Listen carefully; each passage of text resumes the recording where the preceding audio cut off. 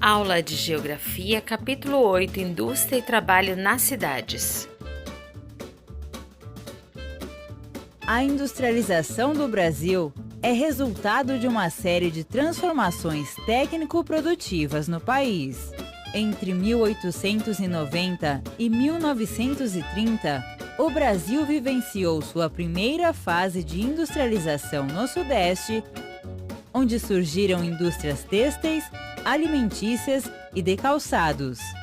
Essas atividades foram financiadas principalmente por grandes comerciantes e exportadores de café.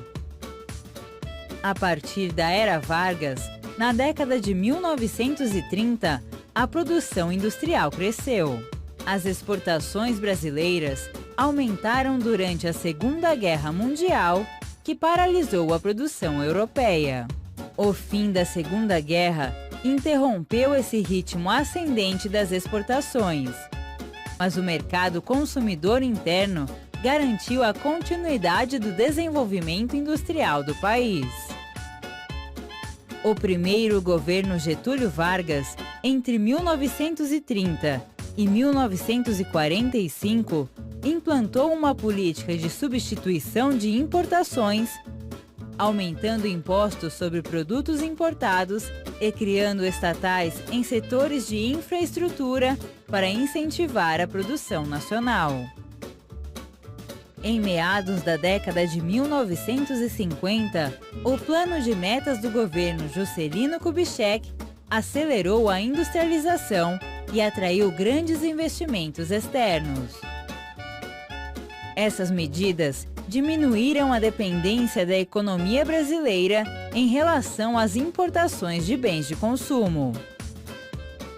Durante a ditadura militar, na década de 1970, o governo desenvolveu outra estratégia econômica sustentada na participação do capital estrangeiro na economia e em um forte endividamento externo. Os militares também investiram em grandes obras para fomentar o mercado interno. Tais medidas elevaram o Brasil à posição de nona maior economia do planeta. Ao mesmo tempo, porém, o país registrava um dos piores índices de distribuição de renda no mundo. O modelo de substituição de importações estagnou na década de 1980, com os avanços trazidos pela Revolução Técnico-Científica, que inaugura a predominância da indústria de alta tecnologia.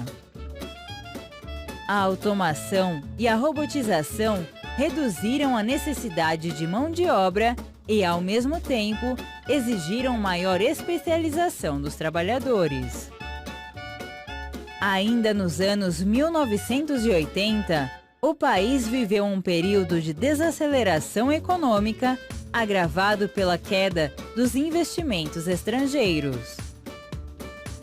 Na década de 1990, a abertura do mercado interno para o capital estrangeiro mudou a relação comercial do país com o mundo.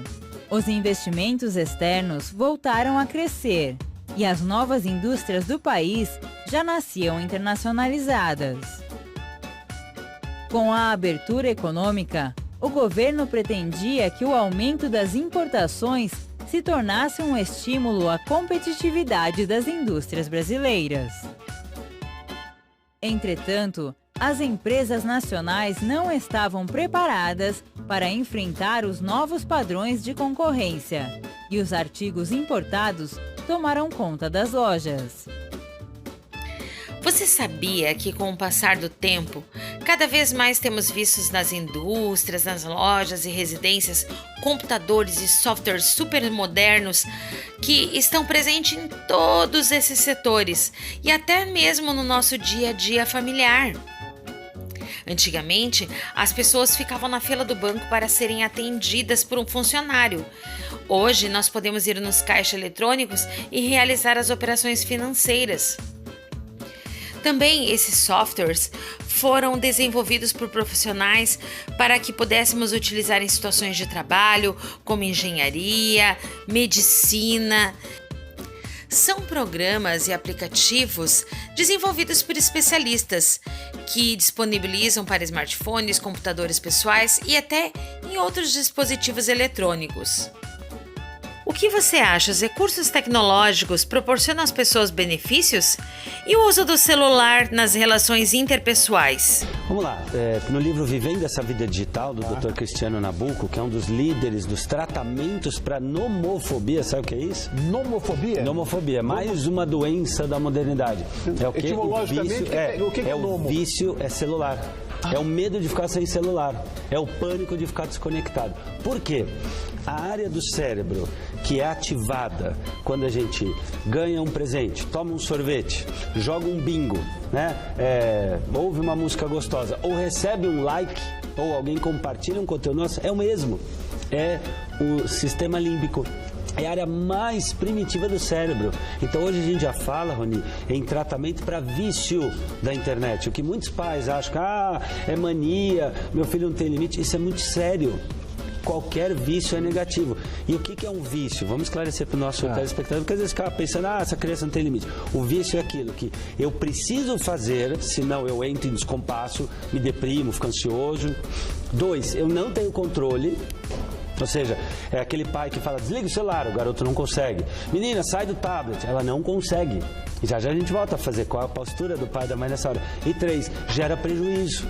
Tem gente que não sabe mais olhar no olho, tem gente que não sabe mais se relacionar. Tem gente que hoje se isola, Rony, e tem outras muitas doenças, como obesidade, ansiedade e violência. Quer saber mais sobre esse assunto do uso do celular? Vou deixar o vídeo completo para você assistir aqui no eClass.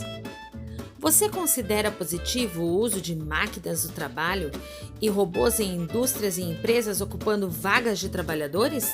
O Gui tem 8 anos, a Cacau 9. Eles têm essa aula extracurricular para entender o pensamento computacional. O nome é complicado, né? Mas é uma disciplina que já está sendo aplicada em 40 países desde 2013. O Otávio é o instrutor que ajuda eles a construir um circuito elétrico para geração de energia. E eu quero que vocês construam um dia a dia na cidade, tá? Então vocês têm um prédio para iluminar e eu queria que vocês construíssem um carro para mim. É um processo de desenvolvimento do pensamento computacional. Aqui eles desenvolvem o que lá fora, na Europa e na Ásia, já é comum nas escolas, é o domínio da tecnologia. A gente está mexendo com os Little Bits. O que é Little Bits? Me conta aí. São esses quadradinhos que conectados com esse daqui, que é uma bateria, eles podem fazer qualquer coisa. O Gui e a Cacau me encheram de explicações para me convencer que logo, logo tudo será bem diferente. E eles já sabem bastante sobre o novo mundo que a gente imagina que vem por aí. Eu aprendi a mexer muito melhor no computador. Eu aprendi a programar jogos e tudo. No futuro, provavelmente vai ter muito mais disso. Ressaltamos que a utilização das máquinas na produção agilizam a fim de atender a demanda urgente das mercadorias, mas precisamos estar atualizados e preparados para o futuro. Realize no livro as atividades da página 108 e nos encontramos na próxima aula. Tchau!